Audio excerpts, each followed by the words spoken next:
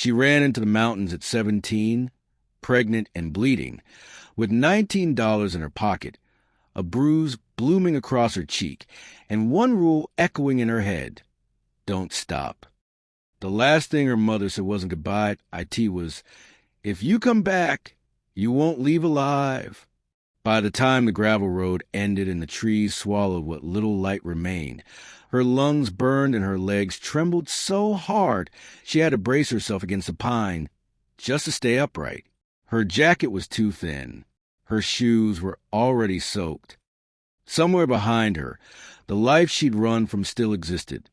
The house, the shouting, the hands that hurt more than they ever helped. But she refused to turn around. For 2 nights, the cold hunted her. It wasn't dramatic at first, just a creeping ache that started in her fingers and toes, then slid inward, settling deep in her joints like it intended to stay. Hunger followed, sharp and loud on the first day, then dull and distant, like something giving up on being noticed. By the 3rd morning, that silence scared her more than the pain. She had heard somewhere, maybe in school, maybe on television, that when hunger goes quiet, the body has moved on to something worse. She didn't know the science of it. She only knew that her thoughts were slowing down, breaking apart the edges, and that scared her enough to keep moving. She told herself to count steps. 100, then another 100, then stop, breathe, and count again. Her name was Eliza Rowe, and she had been running for exactly 36 hours when her body finally betrayed her. It happened without warning. One moment she was upright, stumbling along a narrow trail half covered in wet needles, and the next her knee buckled, sending her sideways into a low branch that would scrape her face, sharp and unforgiving, and she tasted blood immediately. She went down hard.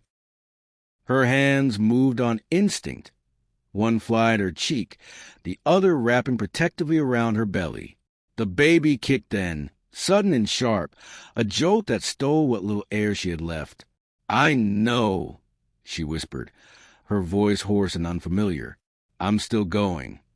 But her body didn't listen. She lay there for a long moment, staring up at the sky through a lattice of branches. The trees here grew close together, tall and indifferent, their trunks rising straight and silent like a crowd that had decided to look away. Rain misted down through the canopy, cold enough to sting where it touched her skin. She wondered, not for the first time, if this was how it ended, not with a scream or a fight, just here, unnoticed. The thought should have scared her. Instead, it made her angry. Eliza forced herself back onto her feet, using the tree for leverage. Her head swam. Her vision narrowed. Somewhere in the distance, she thought she smelled smoke, faint, almost imagined. But she didn't trust her senses anymore. She kept walking anyway. Because no 17-year-old girl walks into the mountains alone, pregnant and bruised, unless staying behind was worse than dying out here. And to understand why Eliza Rowe chose the wilderness over home, you have to understand the house she left behind.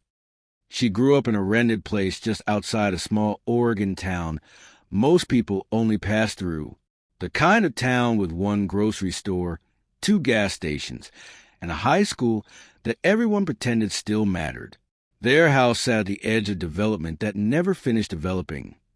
Peeling paint, warped steps, a porch that sagged in the middle like it had given up. Eliza learned early where to step, so that it wouldn't creak. Her biological father left when she was 5, not vanished. Left, packed a duffel bag, said he needed time, and never came back. She remembered his truck more clearly than his face. Red, loud, always idling too long before pulling away. Her mother, Karen, remarried 3 years later. That was when the rules changed. Her stepfather, Ron, was a man who believed silence was respect and fear was discipline. He worked when work was available and drank when it wasn't. He had big hands and a voice that filled rooms even when he spoke quietly, especially then. The hitting didn't start all at once. At first it was corrections. A hand on the back of her head when she moved too slowly. Fingers gripping her arm hard enough to leave marks only someone looking closely would notice. The kind of pain that came with no witnesses and no apologies. Her mother saw it. That was the worst part. By the time Eliza was 13, she understood the architecture of survival in that house. Stay quiet. Stay useful. Disappear when you can. Eat fast. Don't leave food. Don't ask questions. Don't make noise after dark. She learned to do her homework at the library because evenings belonged to Ron, and her presence after sunset was treated like a personal insult. She learned how to sleep lightly, how to wake up at the smallest sound, how to read footsteps in the hallway, and tell whether tonight would be bad. For 4 years, she survived by shrinking. Then she turned 17, and something happened that couldn't be hidden. The pregnancy test came back positive in the bathroom of a gas station 20 miles from home, the fluorescent lights flickering overhead like they were about to give up too. 2 lines. Clear. Unforgiving. She didn't cry. She sat on the closed toilet lid and did math instead. How long until she could leave legally? How much money she had? How dangerous Ron would become when he found out? She already knew the answers. She told her mother on a Sunday afternoon, choosing the time carefully. Ron was out. He always was on Sundays. Karen's face changed in stages. Shock. Disgust. Something like fear. You're not keeping it, her mother said. I am, Eliza replied, surprised at how steady her voice sounded. The slap came fast. It split her lip and sent her reeling into the counter. The taste of blood filled her mouth, metallic and sharp. If he finds out, her mother said quietly, you won't survive it. Ron came home that night. Eliza didn't wait to see what he would do. She had already folded $19 into her pocket, already packed a few things into a plastic bag, already decided that whatever waited for her outside, that door had to be better than what stayed inside. When Ron's shadow filled her bedroom doorway, she was already standing. What followed lasted less than 3 minutes. That bruise on her cheek, the one blooming dark and ugly now, was the last thing her mother ever gave her. When she stepped out into the night, the door slammed behind her with a sound like a sentence ending. She never looked back.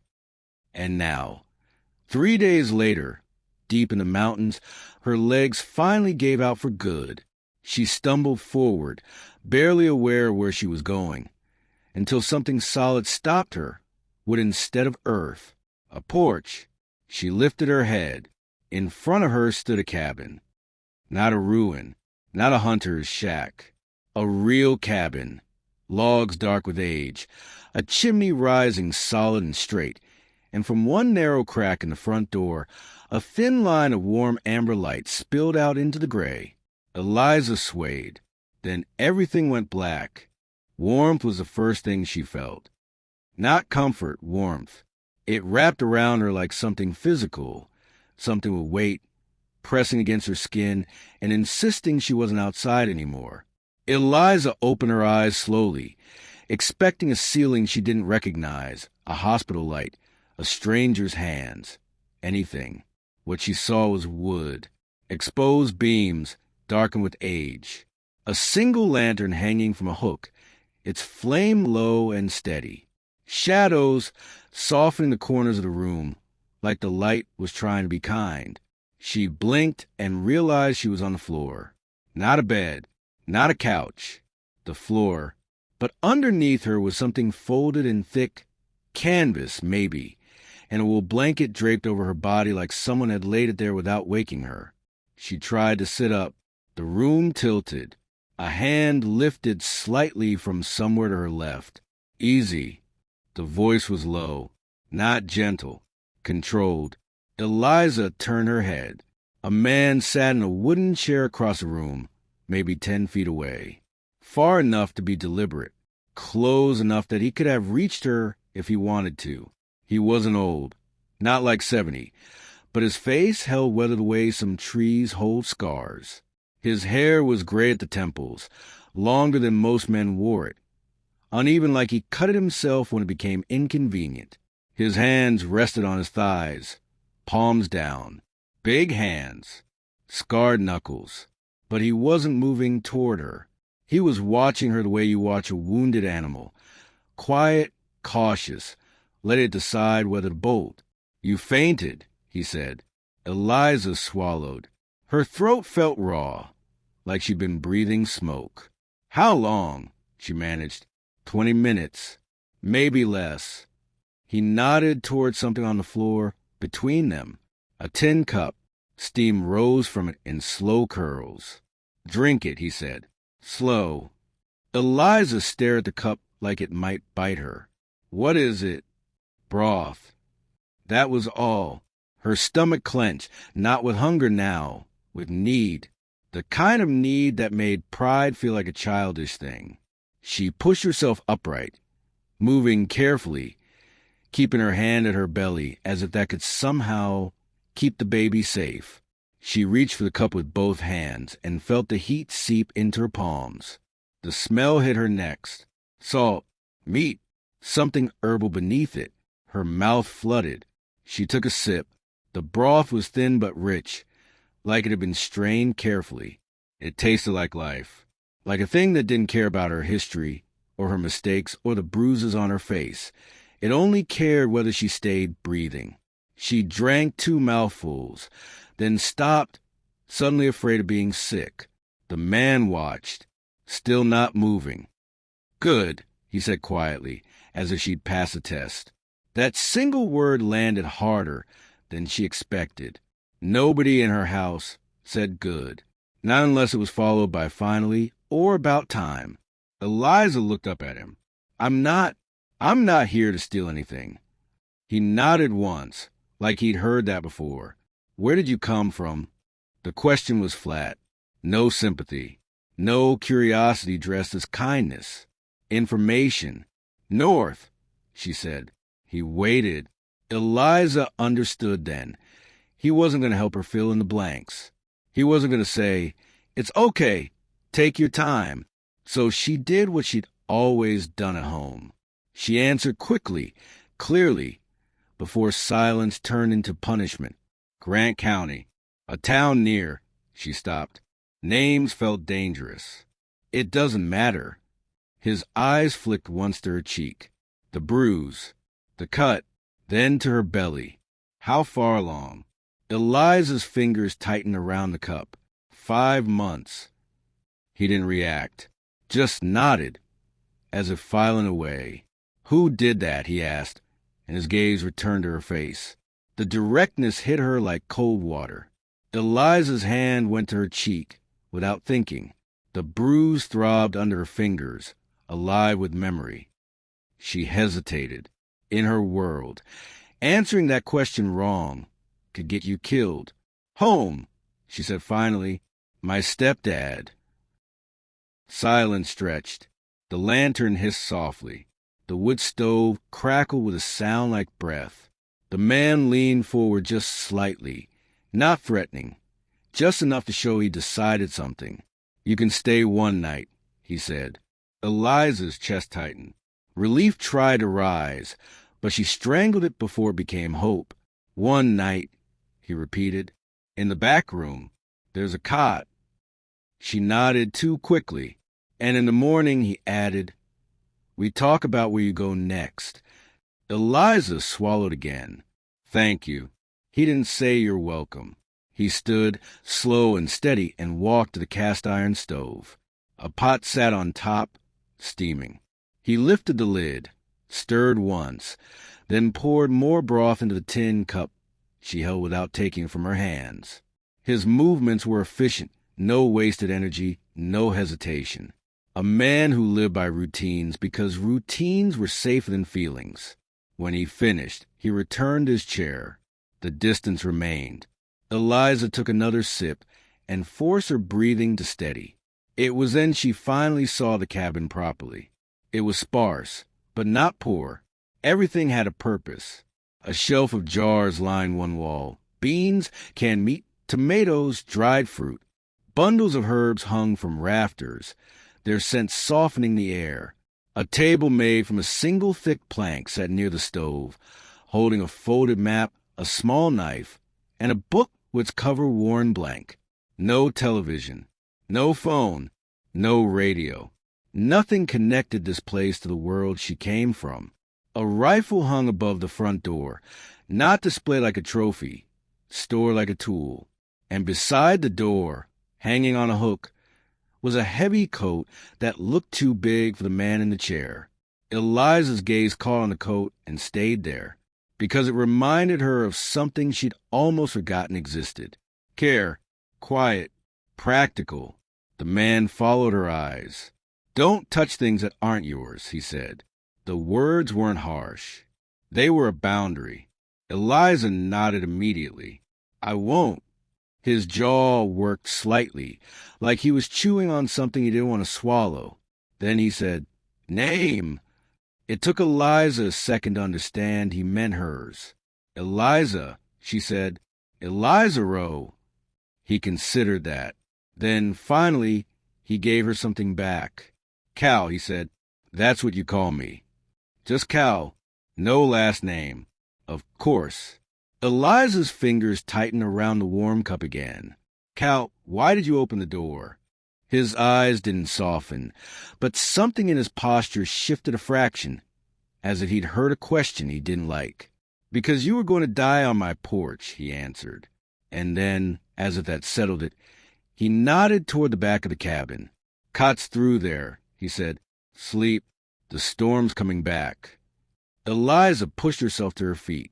Pain flared in her ribs, her lower back, places she hadn't wanted to examine yet. She moved slowly across the room, feeling his gaze on her the entire time. At the doorway to the back room, she paused. "Cal," she said quietly. He grunted permission, not encouragement. "I'm not asking to stay," she said. I didn't have anywhere else." Cal stared at her for a long moment.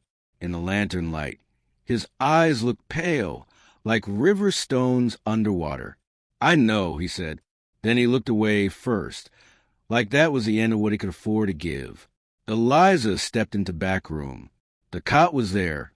Canvas stretched over a metal frame, a wool blanket folded neatly at the end. A small shelf held another lantern and a cup of water. Not hospitality. Provision. She lay down carefully, one hand resting on her belly, the other clutching the edge of the blanket like it could anchor her. The warmth of the stove seeped through the wall. The wind pushed against the cabin with a low, steady pressure, testing the seams.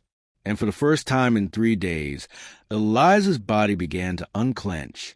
Not safe. She didn't trust safe, but the absence of danger. For now, that was enough.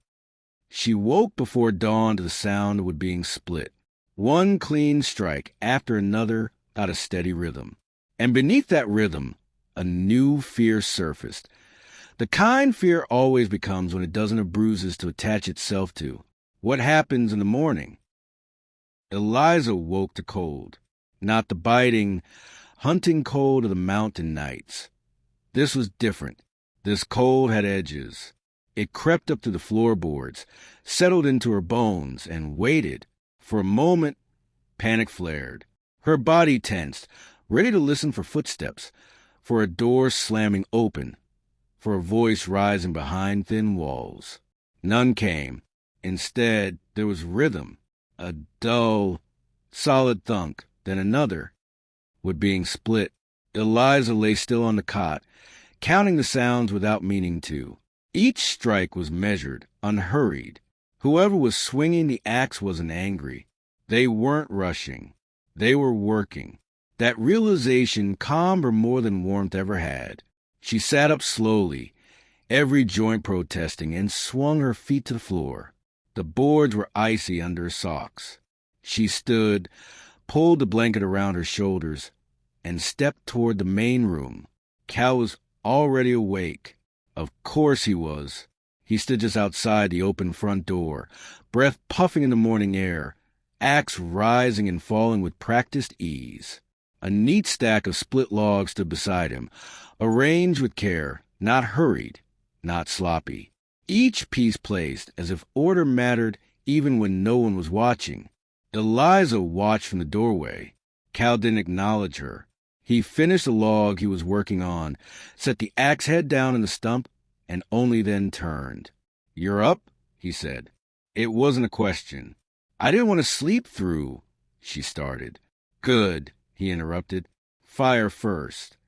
He stepped inside, boots thudding softly against the floor, and knelt by the stove. He opened it, stirred the coals, and fed it fresh wood with the kind of care usually reserved for living things. "Heat dies overnight," he said. "Always does. You don't argue with it. You fix it." Eliza nodded, filing the words away.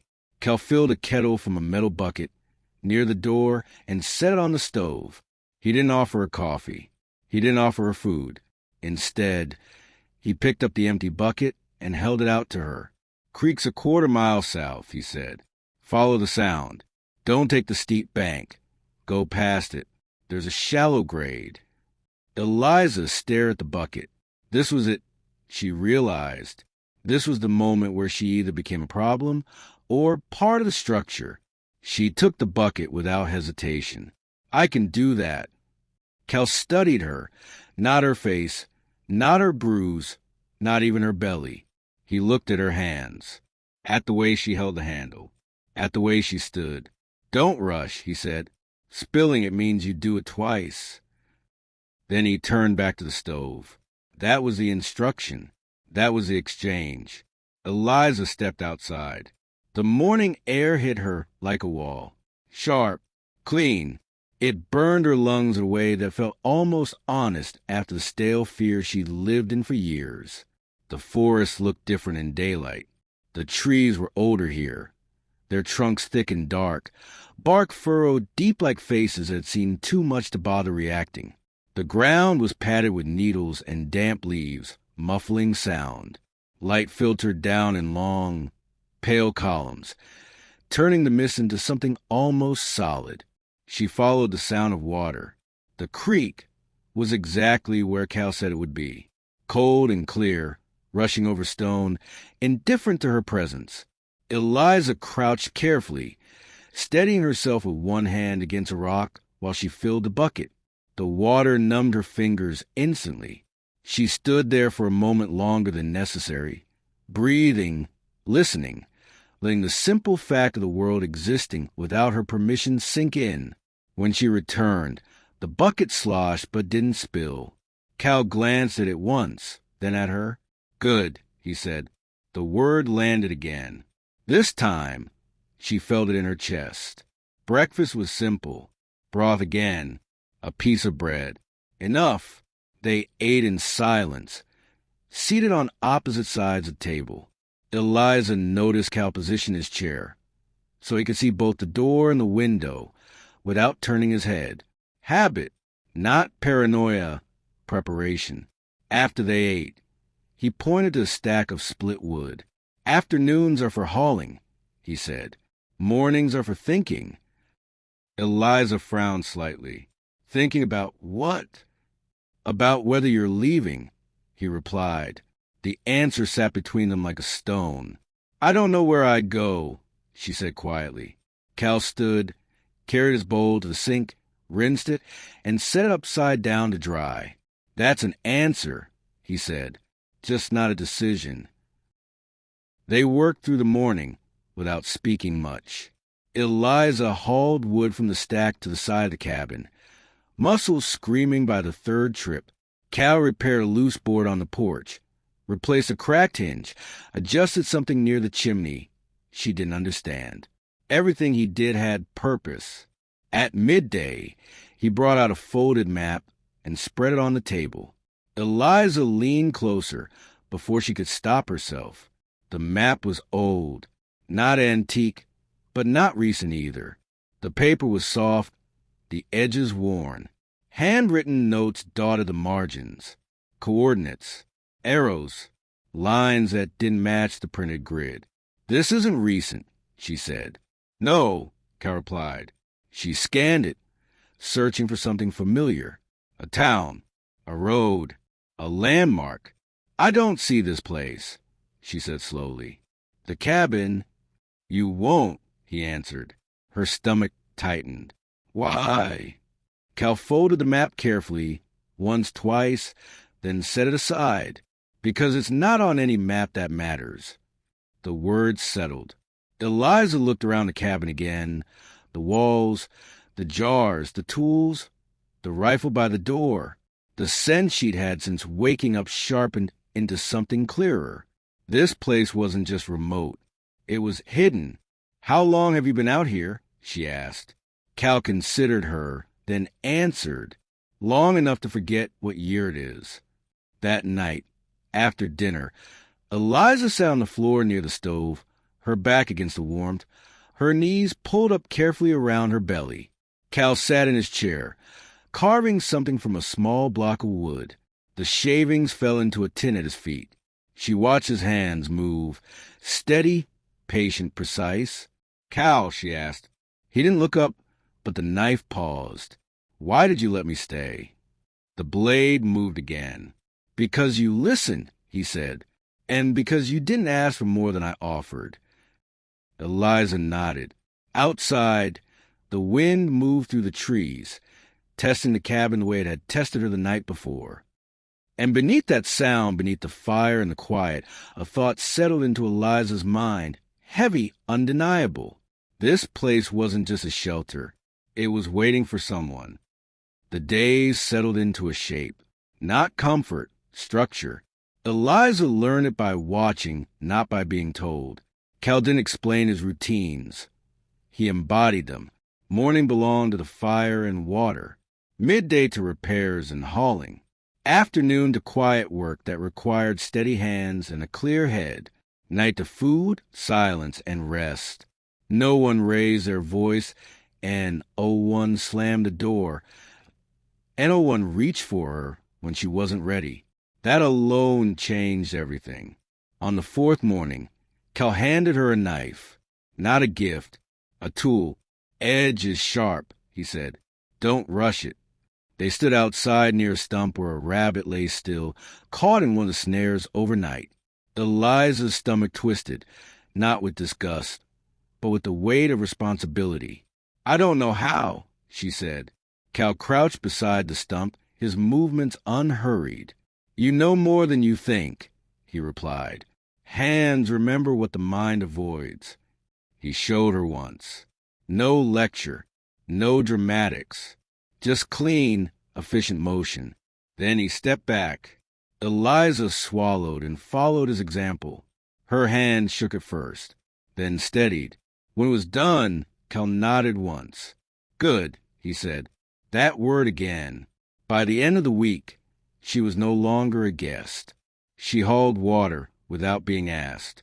She fed the fire before dawn. She learned where the roof leaked when the wind came from the west and how to wedge bark into the gap to keep the rain out. Her body ached in new ways, honest aches, earned ones, and in the evenings when the work was done, the silence grew thicker. Cal carved, Eliza read. The book surprised her most. Histories, field guides, old paperbacks with cracked spines and handwritten notes in the margins. She learned the names of plants she'd walked past her whole life without seeing, learned which roots eased nausea, which leaves slowed bleeding. One night, as the wind pressed harder against the walls, she asked the question she'd been carrying all week. Why isn't this place on any map? Cal didn't answer right away. The knife continued its slow, deliberate movement, with shavings curled away like thin ribbons. Maps are promises, he said finally. This place doesn't make any. That was all he offered. Later, as Eliza lay on the cot, listening to the fire breathe, she realized something that made sleep difficult. Cal wasn't hiding from the world. He was guarding something from it. And whatever it wasn't meant to stay hidden forever. If you're drawn to stories like this, stories about survival, quiet strength, and hidden places the world forgot, subscribe to the channel, and stay with us. This story is only just beginning. It started with the cough. At first, Eliza thought it was a cold. The nights were getting sharper now, the kind of cold that settled deep in the chest and lingered there. Cal brushed it off the same way he brushed off everything else, with silence and routine. But she noticed because she had learned to read rooms before she learned to read books. She noticed the way his breath caught after splitting wood, the way he paused longer than necessary before standing, the way he turned his head slightly away from her when the cough came, as if distance could keep it from meaning anything. One morning, she found blood in the sink. Not a lot, just a thin rust-colored smear, already diluted by water. Eliza froze. When Cal came in, towel slung over his shoulder, she pointed without speaking. He followed her finger, looked once, then rinsed the sink until it was clean. "Mountain air's hard on lungs," he said. It wasn't an explanation. It was a dismissal. But later that day, he broke his own rule. After dinner, instead of carving, he reached behind a shelf of jars and pulled something out Eliza hadn't seen before. A book, not like the others. This one was bound in dark leather, its edges worn smooth by hands that had returned to it often. No title, no markings. He set it on the table between them. Eliza didn't touch it. "What is it?" she asked. Cal rested his palms on the wood, one on either side of the journal, like he was steadying himself. "This belonged to a man named Jonah Hale," he said. "He built this place, or started it." Eliza's pulse picked up. "Before you?" Cal nodded. "Long before. Why are you showing me this?" He didn't answer immediately. Outside, the wind rose, pushing against the cabin with a low, insistent pressure. Somewhere in the distance, a tree creaked, the sound long and tired. "I'm not as healthy as I look," Cal said finally. Eliza's throat tightened. "You're fine." Cal met her eyes. "No," he said. "I'm not." Silence pressed in. "How long?" she asked. "Months," he said. "Maybe less." Eliza looked at the journal again. The weight of it seemed to change, as if it had become heavier simply by being acknowledged. "This place," Cal continued, "wasn't built to be found. It was built to last." He slid the journal an inch closer to her. "There are things under this cabin," he said. "Things people would take if they knew they existed."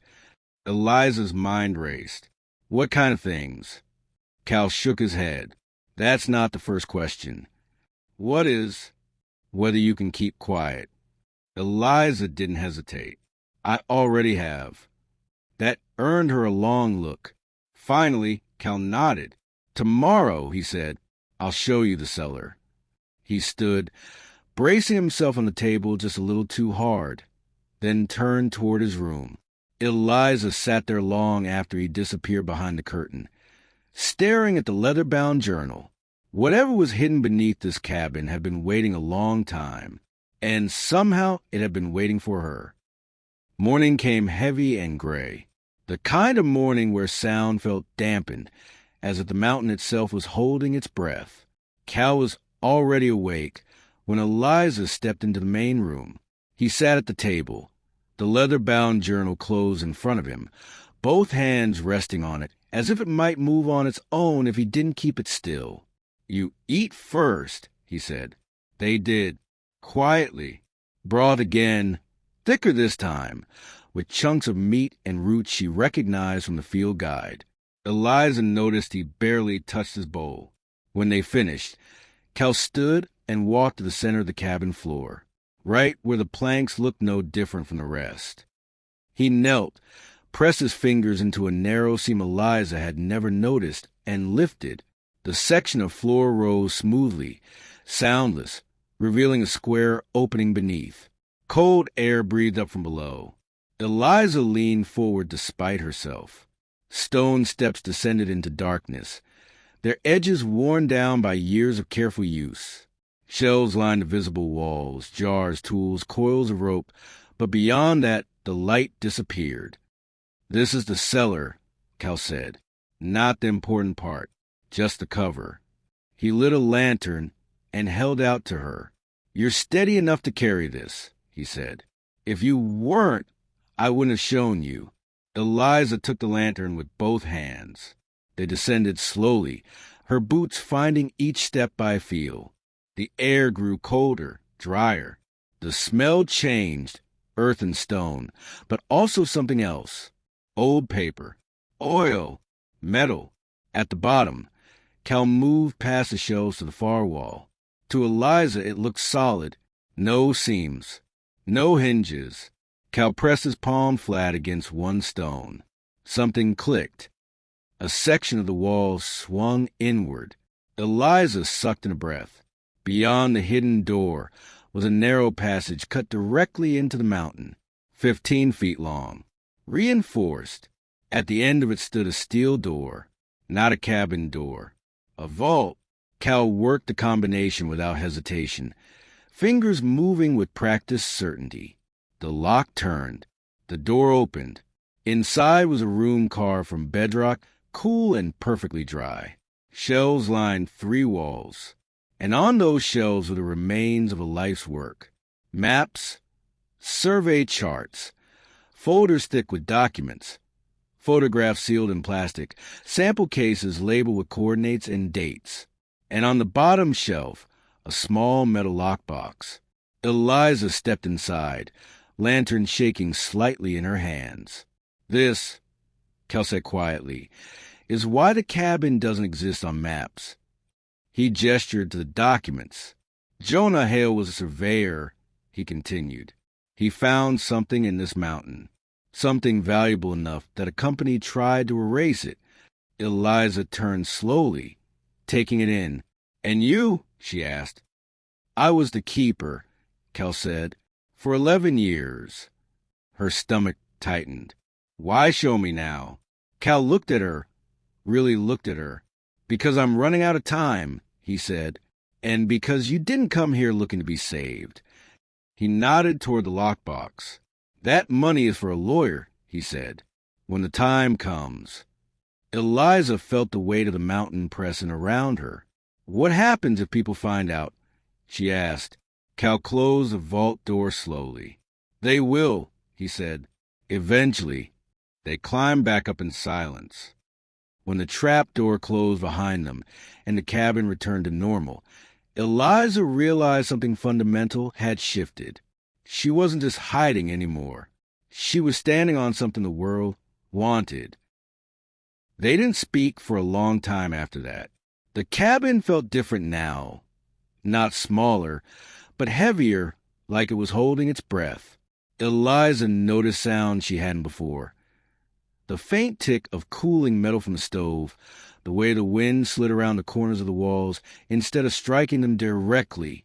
Cal broke the silence first. "Jonah Hale wasn't supposed to die up here," he said. Eliza sat at the table, the lantern between them, its light throwing long shadows across the wood. "He worked for a resource company," Cal continued. "Big one. Surveying land all over the Cascades. Most of it was worthless. Until this place." He reached for the leather-bound journal and opened it, careful, almost reverent. He found a deposit they hadn't seen before. Deep, rich, clean. Worth more money than most people see in a lifetime. He reported it like he was supposed to. Eliza's jaw tightened. "They buried it." Cal nodded. They buried the report. They buried him with paperwork, non-disclosure agreements, threats. Then they waited for him to disappear. But he didn't. Eliza said, "No," Cal replied. He stayed. Jonah Hale had found a mistake in the old county surveys, a narrow strip of land that sat between 2 jurisdictions, never properly recorded. It existed in real life, but not on paper. No owner, no record, a blind spot. So he built the cabin, Eliza said. He built proof, Cal corrected. Year by year. Receipts, notes, evidence of continuous occupation. He knew if he stayed long enough, the land would become his legally, adverse possession. And the vault. Insurance, Cal said, against forgetting. Eliza leaned back, processing it all. Where do you fit in? Cal's eyes drifted toward the window, to the trees beyond. I came here running from something else, he said. Different kind of trouble. Jonah found me half-starved on the trail. Gave me broth. Let me stay. The echo of her own arrival hung between them. He taught me how to live out here, Cal continued. How to listen. How to wait. When he got sick, he asked me to keep the place. For him. And for whoever came next, Cal said quietly. Eliza felt a chill that had nothing to do with the weather. You think that's me? I think, Cal said, choosing his words carefully, that people don't end up here by accident. A sharp sound cut through the quiet. Not wind, an engine. Eliza froze. Cal was already moving. He stepped to the window, pulled the curtain back just enough to look through the glass.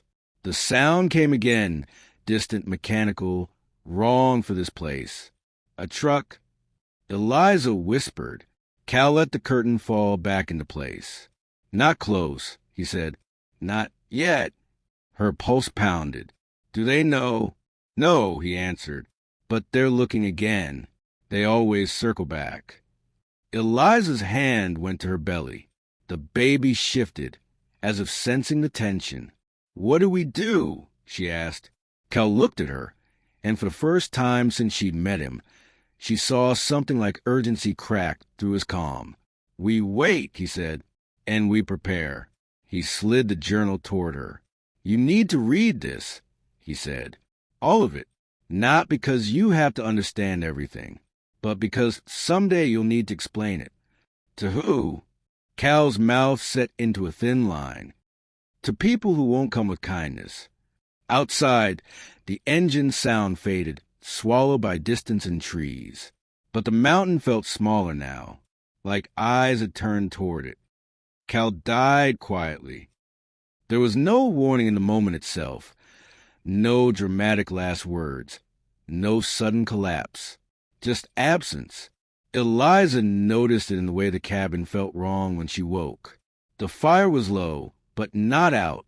The kettle sat cold on the stove. Cal's chair was occupied, but not inhabited. He sat exactly as he always did, hands resting on his thighs, the journal open on his lap, but the room had lost its low hum. Eliza crossed the floor slowly, her bare feet silent on the boards. She said his name once. Cal. Nothing. She reached for his wrist. Cool. Not cold yet, but cooling. The warmth leaving him the way daylight leaves a valley, gradually and without drama. Her chest tightened, but no sound came out. She stood there for a long time, waiting for the world to correct itself. It didn't.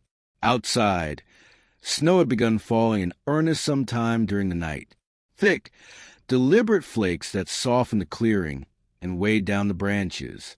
The mountain had chosen winter. Eliza sat on the floor beside Cal's chair. She didn't cry right away. She learned long ago that crying was dangerous. It invited attention, consequences. Instead, she put her hand on the journal, then on her belly, grounding herself in things that still existed. When the crying finally came, it came fully. No hands grabbed her, and no voice told her to stop. The cabin absorbed it quietly. When it passed, she wiped her face, stood, and did the first thing Cal would have done. She fed the fire. Then she boiled water. Then she stepped outside into the snow and dug. He had shown her the place weeks ago, offhand, while pointing out winter berries. If something happens, he'd said, like it was weather, that's where I'd want to be. It took hours. The ground was hard. Her back screamed. The baby pressed low, heavy and insistent. She rested often, leaning on the shovel, breath fogging the air. But she finished. She wrapped Cal in the wool blanket from his bed, tucked a small carving knife beside his hand, and covered him with earth and creek stones. 7 stones at the head, stacked carefully, the way he'd taught her to read with grain. When it was done, she stood alone in the snow. "I'll keep it," she said. Not loud, not dramatic. All of it. The wind moved through the trees like a long breath. She went back inside. She was 17 years old, pregnant, alone in a cabin that didn't exist on any map. And for the first time, there was no one left to follow. Only the routines. Only the structure. She rose before dawn every day after that. Fed the fire. Hauled water. Checked the snares. Read the journal by lantern light. The days shortened. The cold deepened. And Eliza realized something terrifying and powerful at the same time. She wasn't surviving anymore. She was holding the line. The storm came at night. Not suddenly. The mountain never did anything suddenly, but with a steady, patient certainty. The wind rose first, pushing against the cabin in long, testing breaths. Then the snow thickened, falling sideways, sealing the clearing shut as if the world had decided this was as far as anything was allowed to go. Eliza woke to pain. Not sharp at first, just pressure, a tightening low in her back that made her inhale slowly and hold it until the sensation passed. She lay still, counting the seconds by watching the shadows of the fire move across the ceiling beams. When it came again, stronger this time, she understood. It's happening. She didn't panic. That surprised her. She sat up carefully, letting the next wave pass, then reached for the lantern and lit it with steady hands. The cabin felt smaller in the stormlight, walls close, shadows deeper, but everything she needed was where she'd put it, because she had prepared. She stoked the fire higher, banking the heat. She set water to boil and poured it into the clean jars she'd lined up days ago. She laid out cloth, the small tin of salve, the knife she'd sterilized earlier that evening. She moved slowly, deliberately, conserving energy the way Cal had taught her to. Outside, the wind howled. The contractions grew closer. By midnight, the pain was no longer something she could think around. It took up all the space inside her, rising and breaking like waves against a shore she couldn't step away from. She moved to the cot. Between contractions, she pressed her forehead to her knees and breathed through her nose, counting. During them, she gripped the frame of the cot and made low sounds she didn't recognize as her own. No one answered them. No one needed to. Hours passed in fragments. Fire, pain, rest, pain. At some point, the storm slammed a heavy gust into the cabin hard enough to rattle the windows. Eliza cried out then, not in fear, but in effort, her body opening in ways she had never imagined, doing exactly what it was built to do whether she was ready or not. "Okay," she whispered to herself between waves. "Okay, we're doing this."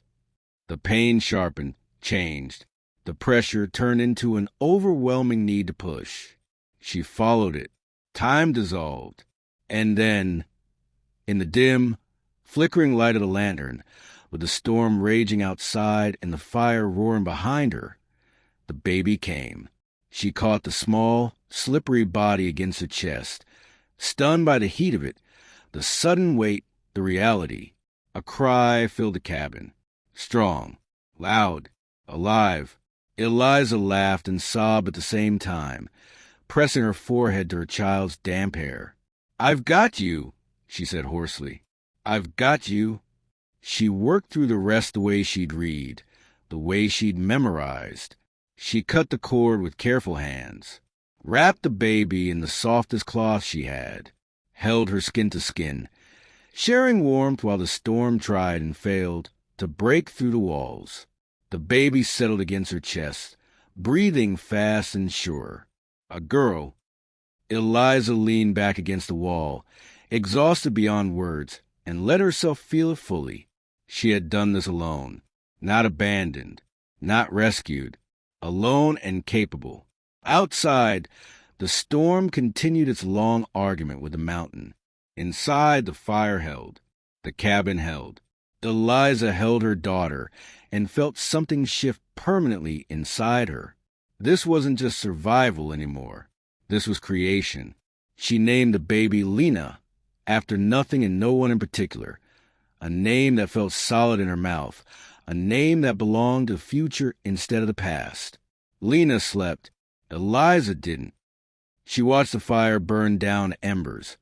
Watched the snow stack higher against the windows. Watched her daughter's chest rise and fall. And in that quiet, she understood something with a clarity that took her breath away. Everything she had endured had led here, not to the cabin, not to the vault, but to this, to being the one who stayed. Spring didn't arrive all at once. It never did up here. First came the drip of meltwater from the eaves, slow and steady, like the cabin itself was thawing. Then dark patches of earth appeared at the edges of the clearing, the snow retreating inch by inch, reluctant but losing. Eliza marked the days in the back of Jonah Hale's journal. Thin pencil lines, one for each sunrise. By the time she reached 32, Lena was strong enough to ride against her chest without fuss, her small hands clutching at whatever they could find, fabric, hair, light. Eliza had learned to read her cries the way she'd once learned to read footsteps. Hunger, cold, tired, comfort. They had enough food to last another month. Enough firewood to make it through the nights. Enough, but enough was not the same as safe. The world below the mountain hadn't stopped turning, just because they were hidden from it. Eliza stood on the porch one morning, Lena bundled against her, and looked down the narrow logging road that had once terrified her. The road was muddy now, cut with shallow ruts where water had run, passable on foot, hard but possible. Cal's voice echoed in her memory. You don't carry everything. You carry what proves the truth. She went down into the cellar alone. The vault opened with the same quiet finality. Eliza didn't touch most of it. She selected one folder, the original survey, sealed and dated, and a small stack of correspondence with signatures that made her stomach tighten when she read them. She took a modest amount of cash from the lockbox, enough for travel, enough to talk to the right person. Then she sealed the vault again. Some fights begin by leaving something behind. She locked the cabin, checked the fire twice, and stepped onto the road with Lena warm against her chest. The walk took all day. Eliza rested often, leaning against trees, feeding Lena, drinking from the creek. The forest felt different now, familiar, almost protective. The same trail that had swallowed her months ago now carried her forward. By late afternoon, the first signs of town appeared. A fence, a mailbox, a parked truck. Civilization, quiet and ordinary. She stopped at a diner on the edge of town because it was the only place she knew how to enter without asking permission. A bell jingled above the door. The woman behind the counter looked up, surprise flashing across her face. You're the girl from last fall, she said. Eliza nodded. I am. Her gaze dropped to Lena. And who's this? My daughter, Eliza replied. Her name's Lena. The woman poured a cup of coffee and slid it across the counter without asking. Sit, she said. You look like someone who walked a long way. Eliza sat. She didn't tell everything. She told enough. The cabin, the land, the man who died, the company that would come. When she finished, the woman exhaled slowly. You need a lawyer, she said, and not just any lawyer. She wrote a name on a napkin and slid it across the counter. Margaret Klein Medford. She doesn't scare easy, the woman added, and she doesn't work cheap, but she works right. That was all Eliza needed. The men came in April. Eliza heard them before she saw them. The sound of engines climbing where engines didn't belong. Not the strained, uneven growl of a local pickup, but something smoother, newer, confident.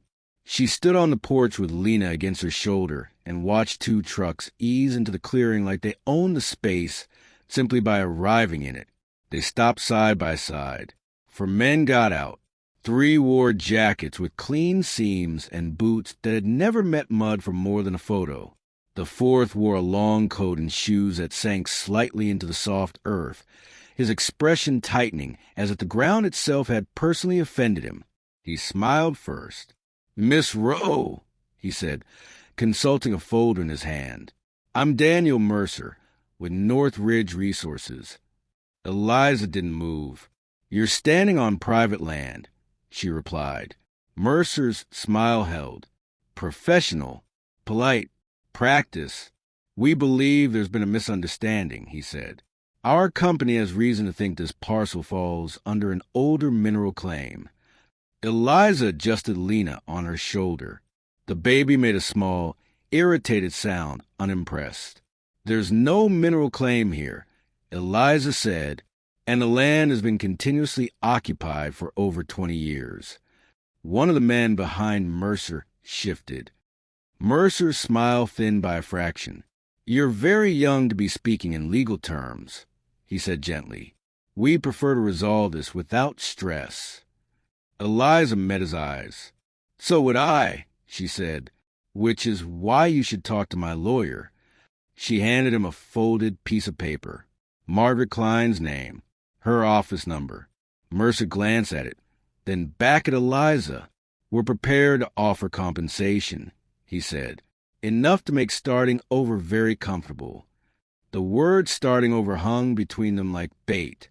Eliza shook her head once. "I'm not leaving." Mercer sighed, as if disappointed. "You don't understand what you're refusing." Eliza looked down at Lena, then back at him. "I understand exactly what I'm protecting." For the first time, Mercer's eyes hardened. "This doesn't end here," he said.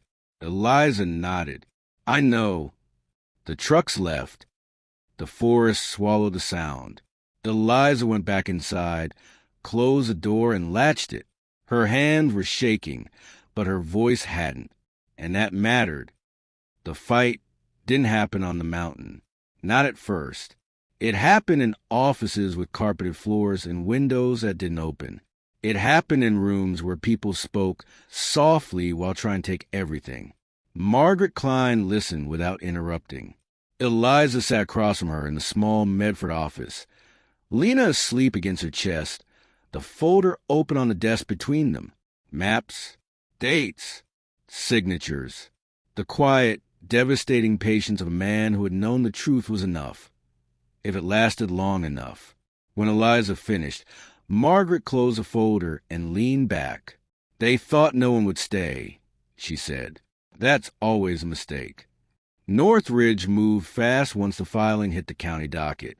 They challenged the boundaries. They challenged the timeline. They challenged Eliza, her age, her circumstances, her credibility. Margaret dismantled each argument with documents older than the men making them. "Continuous occupation," she said in court, tapping the records. 23 years. Verified, recorded, unbroken. Northridge's attorney tried to reframe it as a misunderstanding. Margaret corrected him. "Fraud," she said. "Documented fraud." When internal correspondence surfaced, the buried reports, the altered filings, the signatures, the room changed. Not loudly, just decisively. The judge asked one question. Why was this land marked barren? No one answered. The ruling came in late summer. The land belonged to Eliza. The claims were dismissed. The documents were entered into public record. Northridge withdrew its equipment from the region within the month. Eliza returned to Mountain the same way she left it, on foot, with Lena against her chest, the road familiar beneath her boots. The cabin waited. She fixed the roof properly that fall, installed a water system that respected the creek, planted a garden where Cal had once said the soil felt honest. Some mornings, she stood by the stones under the cedars with Lena on her hip and spoke aloud. Not prayers. Updates. "We're still here," she'd say. "We're doing okay." The mountain didn't answer. It didn't need to. Years later, Lena would run the clearing barefoot, laughing, fearless. She would know the names of trees and how to bank a fire. She would grow up knowing that staying can be a kind of courage the world doesn't teach. Eliza would keep the journal on the shelf. Not hidden, not displayed.